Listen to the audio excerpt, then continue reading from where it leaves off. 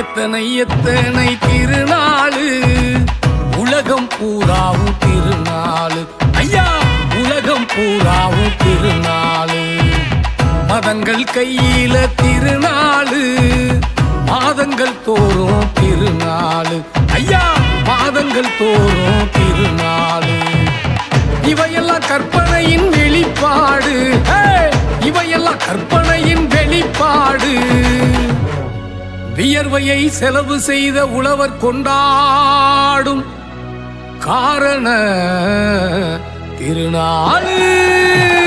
பொங்கலோ பொங்கல், கை பொங்கலோ பொங்கல்.